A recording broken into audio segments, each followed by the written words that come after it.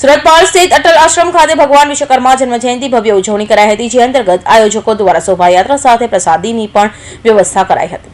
દેવોના શિલ્પી ભગવાન વિશ્વકર્મા જન્મ જયંતિને પાલ રોડ સ્થિત અટલ આશ્રમ ખાતે ઉજવણી કરાઈ હતી।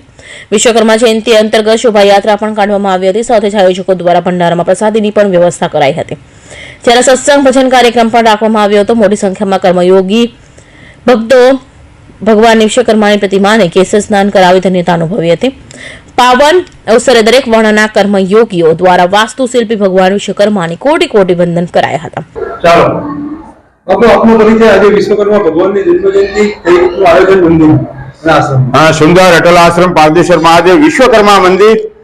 આવો મિત્રો, આજે શોભાયાત્રા ભગવાન વિશ્વકર્માની અને ભોજનની વ્યવસ્થા, ભંડારાની વ્યવસ્થા કરવામાં આવેલી છે, ત્યારે આપણે એવી એક કામના કરીએ છીએ કે જે 18 વર્ણ છે, 18 વર્ણના ઈષ્ટ દેવતા કહેવા, ધંધા રોજગારથી માંડીને તમે હમણાં હાથમાં જો તો બધા ઓજારો છે, એટલે કહેવાનો મારો એક જ સૂર છે, જ્યારે દેવતાઓને પણ જ્યારે કોઈ બનાવવાનું કાર્ય હોય, કૈલાસથી લઈને લંકાથી લઈને વગેરે, અને દ્વારિકા ભગવાન કૃષ્ણની પણ એ દ્વારિકા બનાવવા માટે પણ વિશ્વકર્મા ઋષિની જરૂર પડેલી। એ વિશ્વકર્મા ઋષિ આપણા બધાના ઈષ્ટદેવ છે। દરેક નાના મોટા ધંધા કરતા હોય તેને આ વિશ્વકર્માની પૂજા અર્ચના કરવી જોઈએ। આજે હું અટલ આશ્રમમાં ભગવાન વિશ્વકર્માના મંદિરને એકવાર દર્શન પણ કરે અને અહીં આવે અને વિશ્વકર્મા જયંતિ નિમિત્તે દરેક વર્ણના લોકો જોડાય એવી મંગલ કામના કરું છું।